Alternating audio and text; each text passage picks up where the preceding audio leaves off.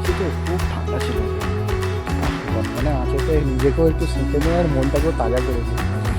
চলো ওকে, চলো বন্ধ করে। নমস্কার বন্ধু, আশা করি সবাই ভালো আছেন, সুস্থ আছেন। হলিডে রাইড উইথ আশিস চ্যানেলে আপনাদের সবাইকে স্বাগত। আরাকু থেকে আমরা ভোরবেলা যখন বেরিয়ে পড়ি, এর আগের এপিসোডে আমাদেরকে দেখেছিলাম কুয়াশা মুখা দেখতে আমরা বেরিয়ে পড়ি। তো অনেকটা আসার পরই মাঝখানে আমরা কিছু ব্রেক দিয়েছিলাম, হঠাৎ করে এই চায়ের দোকানটা আমরা দেখতে পাই। তো এখানে একটা ছোট্ট করে টি সেশন আমরা দিয়ে নিই, আর এখানে তার সঙ্গে দেখলাম গরম গরম পকোড়া আর জিলিপি হচ্ছে। তো ছোট্ট করে একটা খাবারের একটা সেশন। তো রাজুদা এরা সবই খুব এক্সাইটেড ছিল, কেন এখান থেকে আমাদের এরপরে ট্রিপ ছিল হচ্ছে ছত্তিশগড় যাওয়ার জন্য। রাস্তার বিউটিটা ছিল সত্যি খুব অপূর্ব। আগেও বলেছি যে আরাকু থেকে যখন আমরা ছত্তিশগড়ের দিকে যাচ্ছিলাম, পাহাড়ি রাস্তাটা সত্যি খুব সুন্দর, আঁকা বাঁকা রাস্তা, আর আমরা 7টা বাইক আমাদের ছুটে চলেছে আমাদের ছত্তিশগড়ের দিকে। আপনারা যারা ছত্তিশগড়ের দিকে আসবেন এই রাস্তাটা দিয়ে, সত্যি রাস্তাটা খুবই অপূর্ব রাস্তা, সুন্দর পিচ ঢালা রাস্তা, আঁকা বাঁকা পাহাড়ি রাস্তার মধ্যে দিয়ে আপনি নিজেকে হারিয়ে ফেলবেন। আমরা যারা বাইকার তারা কেন ঘুরে বেড়াই? এই আমার টানের জন্য, এই রাস্তার সৌন্দর্যটা দেখার জন্য, সৌন্দর্যটাকে উপভোগ করার জন্য। এখানে আপনার একবারও মনে হবে না যে গাড়িটাকে একটু জোরে চালিয়ে রেস করে বেরিয়ে যায়। আপনি না প্রকৃতির মাঝে নিজেকে হারিয়ে ফেলবেন, প্রকৃতির সঙ্গে নিজেকে মিশিয়ে ফেলবেন। সেই জন্যেই আমরা যারা বাইকার তারা বেরিয়ে পড়ি, ঘুরতে থাকুন, মন ভালো থাকবে। এই রাস্তাটা দিয়ে যেতে যেতে আমরা একটা ব্রিজ পাই, আর এর আশেপাশে একটু বলে রাখি অনেক বাঁদর আছে। তো বাঁদর থেকে একটু সাবধানেই থাকবেন। যারা বাইক নিয়ে যাচ্ছেন তারা একটু সাবধানেই গাড়ি চালাবেন, কারণ বাঁদর সবসময় রাস্তা এপার ওপার করছে, ছোট বড় সব রকমই। আর আপনারা এখানে কেউ খাবার দেওয়ার চেষ্টা করবেন না, সেটা বোকামো হবে, কারণ এদের পুরো দল আছে। আপনি একজনকে খাবার দিতে যাবেন, সবাই মিলে আপনার উপর ঝাঁপিয়ে পড়বে। তো সেই রকম কোনো না করাই ভালো, কারণ জার্নিটাকে উপভোগ করাটাই ভালো। তো আমরা এই ব্রিজটা পেরিয়ে চলে যাই ছত্তিশগড়ের দিকে বা আমাদের পরবর্তী গন্তব্যের দিকে। চলুন ক্যামেরার চোখে আপনাদেরকে শেয়ার করি কিরকম ভাবে আমরা এই রাস্তাগুলোকে উপভোগ করতে করতে গেছি। চলুন।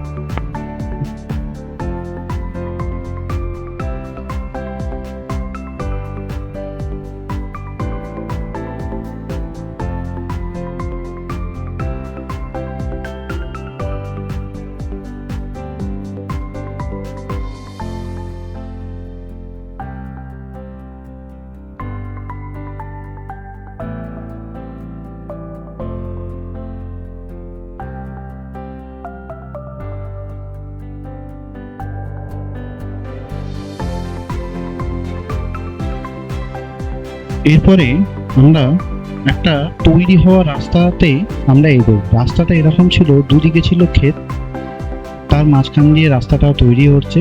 একমাত্র এটা 4 হুইলার একদমই অ্যালাউ নেই, কারণ রাস্তা যেখানে তৈরি হচ্ছিল সেখানে 4 হুইলারের গার্ড রেল দেওয়া ছিল একটা, শুধু বাইকই এখানে অ্যালাউ। তো কিছু বাইক এই রাস্তাটা দিয়ে যাচ্ছিল বলে আমরাও এই রাস্তা দিয়ে এগিয়ে যাই। কিছুটা যেতে যেতে আমরা হঠাৎ করে দাঁড়িয়ে যাই, কেন জায়গাটা খুবই সুন্দর। মানে ধান খেতে ধান উঠে যাবার পর যে পরিস্থিতিটা থাকে, তো সেই রকমই পরিস্থিতি ছিল। তারপর ওখানে কিছুটা সময় কাটিয়ে আমরা ছত্তিশগড়ের যে টাউন, সেই টাউনের মধ্যে আমরা ঢুকে পড়ি।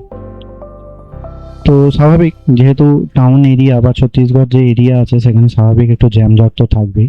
তো যেহেতু আমরা অতটা চালিয়ে এসেছিলাম, জ্যামজটটা আমাদের একটু অসুবিধাই হচ্ছিল। হ্যাঁ, কারণ একটা হয় যে আপনি একটা স্পিড ধরে আপনি এগোচ্ছেন, তো হঠাৎ করে একটা লোকালিটির মধ্যে ঢুকে পড়লে স্বাভাবিকভাবে সেই গাড়ির স্পিডটা একটু কমে যায়। তো লোকালিটি এরিয়া যারা আপনারা গাড়ি নিয়ে যান তারা এরকম, তো এটা আসতেই থাকে রাস্তার মধ্যে, এটা স্বাভাবিক। লোকালিটি থাকলে একটু জ্যামজট থাকবেই, তারপরে আবার রাস্তাটা পেলে আমরা এরকম হবে। তো সকালবেলাটা পেরোনোর পর আমরা দুপুরের দিকে ঢুকে পড়ি আমাদের নেক্সট গন্তব্য চিত্রকূট ওয়াটারফলস।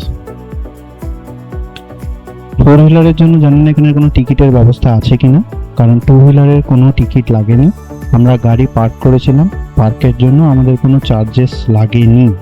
এখন বলতে পারবো না, হয়তো দুপুরের পরে গেছি, গাড়ির জন্য চার্জেস আছে বা নেই সেটা আমরা বলতে পারবো না, কারণ যেহেতু আমরা চার্জেস আমাদের লাগেনি, তো সেহেতু আপনাদের এই ইনফরমেশনটা আমি দিতে পারলাম না। যদি আপনারা ওখানে যান তো পার্কিংয়ের যে জায়গা আছে সেখানে যদি পার্ক করেন হয়তো আপনাদের চার্জেস লাগতে পারে, কিন্তু আমরা যেখানে গাড়িটা পার্ক করেছিলাম একদম সামনে, সেখানে আমাদের পার্কিংয়ের জন্য আলাদা করে কোনো চার্জেস লাগেনি। আমরা সবাই মিলে গিয়েছিলাম। এই হচ্ছে আমাদের ডান দিকে যে দেখছেন, এটা হচ্ছে চিত্রকূট ওয়াটারফলসের হচ্ছে মেন গেট। আর আমরা গাড়িটাকে এখানে পার্ক করে, এই দেখুন সব সারি দিয়ে গাড়ি দাঁড়িয়ে আছে, আমরা বাইকটাকে এখানে দাঁড় করিয়ে দিয়ে আমরা এগিয়ে যাই চিত্রকূট ফলসের দিকে। এখানে কেউ এসে আমাদের থেকে টাকাও চায়নি, বা পার্কিং এর জন্য আলাদা করে কোনো যেমন টোকেন হয় বা কি হয় এরকম ধরনের কিছু আমাদের থেকে চাইনি। তো আমরা রীতিমতো গাড়িটাকে এখানে পার্ক করে আমরা হাঁটতে হাঁটতে চিত্রকূট ওয়াটারফলসের দিকে গিয়ে যাই।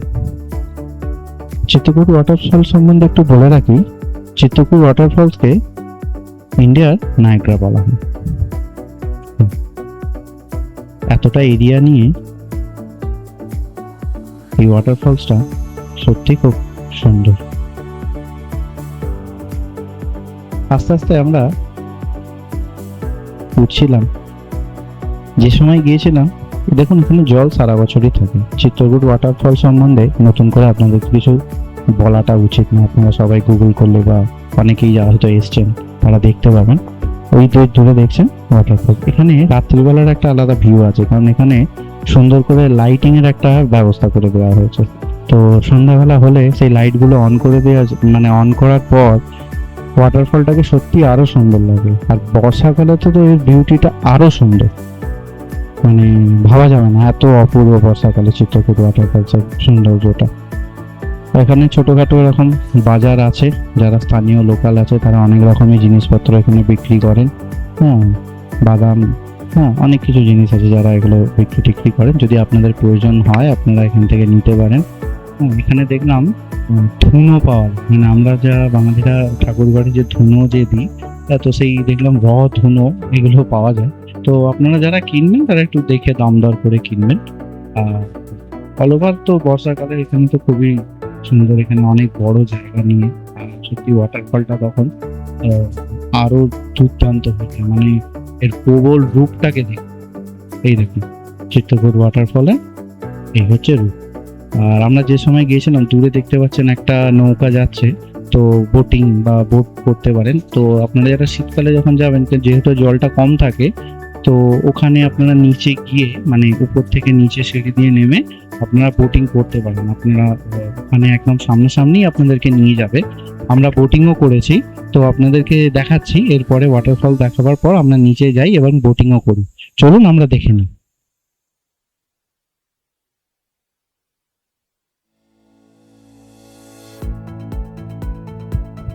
তো আমরা পাশে সিঁড়ি ছিল, সিঁড়ি দিয়ে আমরা নিচে নেমে আসি। আমরা যেখানটা এখন দাঁড়িয়ে আছি, বিশেষ করে বর্ষাকালে আমরা এটা ভাবতে পারবো না, কারণ এখানে বর্ষাকালে পুরো এই জায়গাটাই পুরো বন্ধ হয়ে যায়।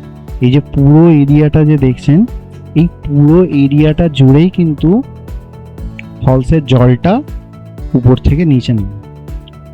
কারণ আমরা বর্ষাকালে যেহেতু যাইনি, বর্ষাকালের রূপটা আপনাদেরকে আমরা দেখাতে পারছি না। কিন্তু আমরা এখন যে জায়গাটায় দাঁড়িয়ে আছি, আমরা যে সময় গিয়েছিলাম শীতকালে, এটা শীতকালেই সম্ভব। বর্ষাকালে এই জায়গাটা আমরা ভাবতে পারিনি যে আমরা এখানে গিয়ে এই জায়গাটায় নেমে তারপরে ওখানে যাব। তো আমরা বোটের দাম দর করি।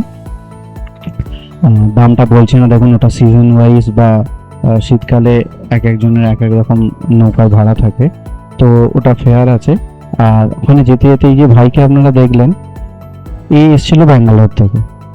এও চিত্রকূট ওয়াটারফলসে মানে দেখতে এসেছিল, এও প্রথম। এও হয়তো বাইক রাইড করে এসেছিল। তো হয় না যে রাস্তায় বেরোলে অনেকজনকেই পেয়ে যাওয়া যায়, তো এদেরও একটা টিম ছিল। আর দেখুন এই পিছনে সূর্যটা ডুবছে, আর একদিকে চিত্রকূট ফলস আর একদিকে সূর্যটা ডুবছে। তো এই এদের একটা গ্রুপ ছিল, তো আমরা একই সঙ্গে বোটিং করি, পুরো নৌকাটাই আমরা বুক করি। তো আমরা ফেয়ারটা নিজেদের মধ্যে ডিসকাস করে আমরা তো উঠে পড়ি। আর ওই ভাইকে বলি যে আমি চিত্রকূট ফলসের একদম কাছে নিয়ে যাওয়ার জন্য। তো স্বাভাবিক সেফটির জন্য একটা করে যে জ্যাকেট আছে সেগুলো আমাদেরকে রীতিমতো দেওয়া হয়। আপনারা যারা যাবেন এইগুলো মেনটেন করবেন, কারণ সাঁতার জানলেও সুইমিং জানলেও তো এগুলো পরে নেওয়াটা খুবই প্রয়োজন। দেখুন নৌকা থেকে দূরে চিত্রকূট ওয়াটারফলস। আমি খুব এক্সাইটেড ছিলাম, কেন আমি এর আগে যতগুলো ফলস গেছি কখনোই আমরা ওয়াটারফলের সামনে যাইনি। হ্যাঁ, পুরুলিয়ায় গিয়েছিলাম, সেখানে আমরা ওয়াটারফলের নিচে গিয়ে স্নান করেছি, কিন্তু সেই ওয়াটারফল আর চিত্রকূট ওয়াটারফলসের মধ্যে অনেক তফাৎ আছে। তো এইরকম বোটিং করে ফলসের সামনে যাওয়াটা একটু ভয় ভয় তো ছিল, কিন্তু যেহেতু বোটিং করছে সবাই যাচ্ছে তো আমরাও একটু রিস্ক নিয়ে বেরিয়ে পড়লাম। কথায় আছে না, নো রিস্ক নো গেম। তো যাই আমরা চিত্রকূট ওয়াটারফলসের ওই সামনেটাতে। বিকেলটা সেদিনকে ছিল সত্যি খুব অপূর্ব। এমন একটা ফিলিংস বা এমন একটা পরিবেশ আমরা পাচ্ছিলাম, সেটা বলে বোঝাতে পারবো না। দেখুন ওয়াটারফলের ওই পাহাড়ের ওই যেখান থেকে ফলসটা মানে জলটা পড়ছে, সূর্যটা ডুবছে আর সূর্যের সেই পড়ন্ত বিকেলের আলোটা ওখানে গিয়ে পড়েছে। আর একদিকে হচ্ছে সূর্য ডুবছে আর একদিকে চিত্রকূট ওয়াটারফলসে অবিরাম জল পড়ে যাচ্ছে গর্জন করে। আপনাদেরকে সামনাসামনি নিয়ে গেলে আরো বুঝতে পারবেন যে সত্যি চিত্রকূটের টানে কেন সবাই যায়।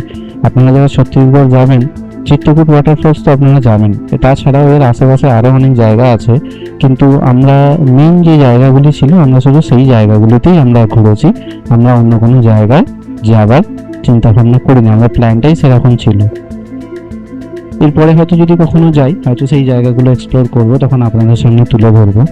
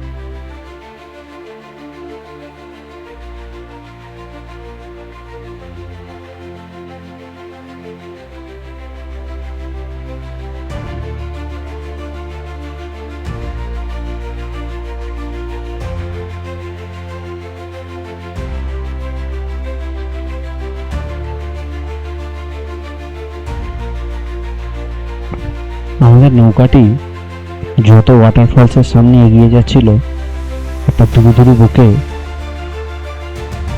ভয় ভয় লাগছিল, কিন্তু যদি কিছু হয়ে যায়। দেখুন আমি সুইমিং জানি, তবু একটা ভয় তো ছিল। ওয়াটারফলসের সামনে যখন যাই, তার রূপটাই ছিল অন্যরকম। আস্তে আস্তে নৌকাটা যত এগোচ্ছিল, ওয়াটারফলসটাকে আরো যেন বেশি কাছাকাছি চাক্ষুষ করার চেষ্টা করছিল। যে সত্যি কি অপূর্ব লাগছিল যে চিত্রকূট ফলসকে, মানে চিত্রকূট ফলস এত কাছ থেকে দেখবো, এত কাছ থেকে অনুভব করব, ফলসের পাশে বোটিং করব, এটা আমাদের একদম ভাবনার বাইরে ছিল। জাস্ট দেখে চলে আসবো ভেবেছিল, কিন্তু তারপর যখন সুযোগটা পেয়ে গেলাম হাতছাড়া করতে পারলাম না। আর এই দেখুন নৌকাটা যখনই সোজা হলো, দেখুন সূর্যটা একদম পড়ন্ত সূর্যটা আস্তে আস্তে করে ডুবছে।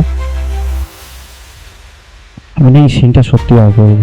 মানে যেই হোক, বাচ্চা থেকে বুড়ো সবাই, আপনি সারাদিন এখানে বসে থাকলে এই রূপটাকেও আপনি প্রতিদিনই আপনার কখনো বিরক্তিকর লাগবে না। সত্যি সুন্দর সুন্দর, এটা আমাদের স্মৃতিতে একটা তুলে রাখার মতো। এরপরে ওয়াটারফলসের সামনে একদম আমরা কাছে চলে যাই। এই দেখুন, আমাদের যে ভাইটি নিয়ে যাচ্ছিল, আর যত এগিয়ে যাচ্ছে চিত্রকূটের গর্জন জানি এগিয়ে আসছে, যেটা আমরা রোডে বলি। সত্যি গর্জনটা মানে আমার গর্জন, মানে এই গর্জন আপনারা বলে বোঝাতে পারবো না। যারা আপনারা শীতকালে যদি যান, বোটিং যদি করেন, আপনারা তারা বুঝতে পারবেন যে এই গর্জনটা মধ্যে কত ভয় ধরানোর ব্যাপার আছে, আবার ভালো লাগারও ব্যাপার আছে। অপূর্ব অপূর্ব, মানে আমরা কাছে গিয়ে আমরা মানে মোহিত হয়ে গেছি যাকে বলে। আমাদের অতক্ষণে রাইডিংটা বা অত কষ্টটা একবারেতেই কাছে গিয়ে যেন লাঘব হয়ে গেল। কষ্টটা তখন কষ্ট বলে মনেই হচ্ছিল না। এই দেখুন, আর এই জলের গর্জন, আর তার সঙ্গে একটা বাষ্পের মতো জল মুখে লাগছিল। ভোর থেকে চিত্রকূট, তোমার গর্জনটা এরকমই যেন থাকে, তোমার টানে যেন আমরা আবার আসতে পারি। চলো, আর এইটা এই সিনটা তো চোখের স্মৃতিটাকে তুলে রাখার মতো। ও माझी रे अपना किनारा नदिया की धारा है। Solid solid.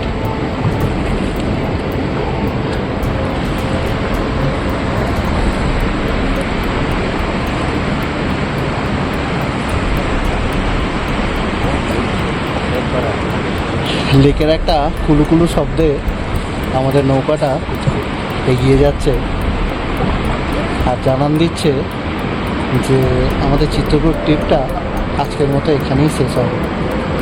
নৌকাটা ভাসে ভিড়বে, তারপরে আস্তে আস্তে সন্ধ্যাটা নেমে আসবে।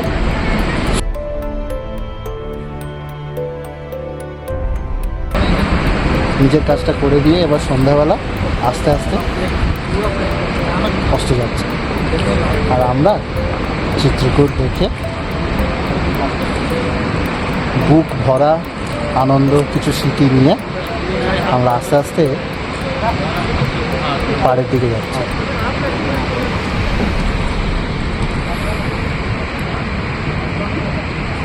একদিকে চিত্রকূট ওয়াটারফলস, আর একদিকে সূর্য অস্ত যাচ্ছে। এই দুয়ের মেলবন্ধন। এই ঘাটে আমাদের নৌকা এসে ঠেকে গেছে। এবার আমরা যাবো। কার্তিক দা, এই দুটোকে ধরো, ফোনটাকে তো আগে সামলাতে।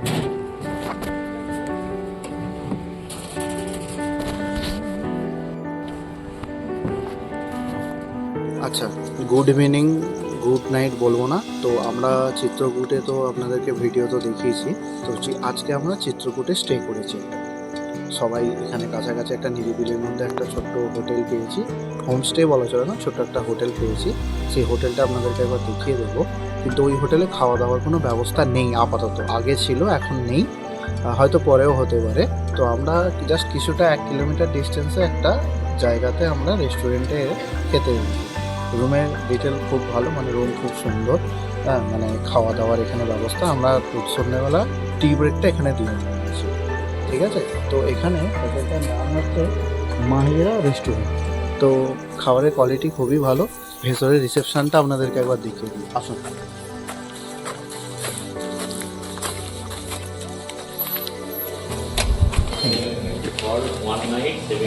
এইটা হচ্ছে রিসেপশন আপনাদের, ঠিক আছে। এটা হচ্ছে খাবার, এখানে পুরো পুরো এরিয়াটা। আর এখানে যে আছে ওই দিকটাতেও আপনাদের আছে। ও কটা রুম দেবে ওর ব্যাপার। আচ্ছা, 7 8 দিকে দিই, এটা 8 এখানে রুপিস আছে। আসুন কত লিখবো? আপনার মনে বসে না এখানে আসতে পারে। এখানে আপনারা রুমে বসে এখানটা বেশ সুন্দর লাইটের একটা সুন্দর ডিজাইন আছে আমাদের মানুষের পরিবেশ থাকে। আর এখানে বনফায়ার এখানে করতে পারেন না, একটু হাত কাজ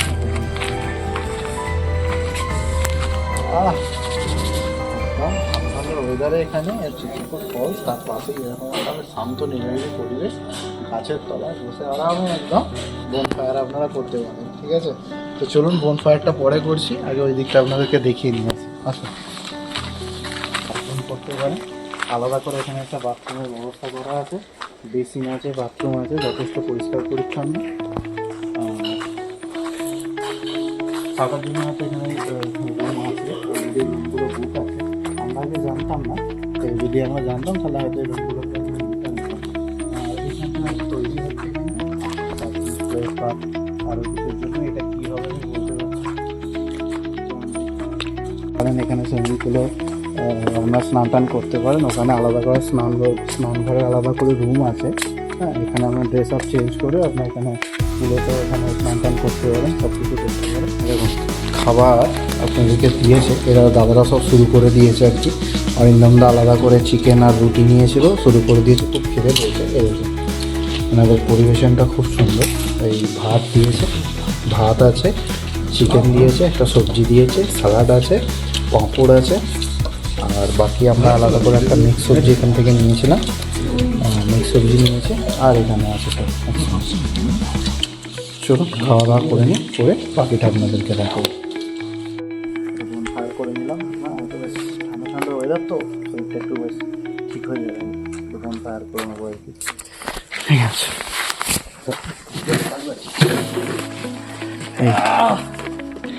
এই দেখুন আর একজন আছে বনফায়ার করছে। খুব ঠান্ডা লেগেছে গো, সত্যি বলতে কি না, সকালবেলা আমরা যে ভোরবেলা যখন বেরিয়েছিলাম না, প্রচণ্ড ঠান্ডা। আর এই পাহাড়ি আরাকু থেকে বেরিয়েছি তো খুব ঠান্ডা ছিল এখানে। গনগনে আঁচেতে নিজেকেও একটু সেঁকে নিয়ে আর মনটাকেও তাজা করে নিই। চলুন ওকে, চলুন বন্ধ করে দিলাম আপাতত। আজকের ভিডিওটি এখানেই শেষ করলাম। ভিডিওটি যদি ভালো লাগে লাইক, শেয়ার, সাবস্ক্রাইব করে দেবেন। দেখা হচ্ছে নেক্সট ব্লগে। সবাই ভালো থাকবেন, সুস্থ থাকবেন।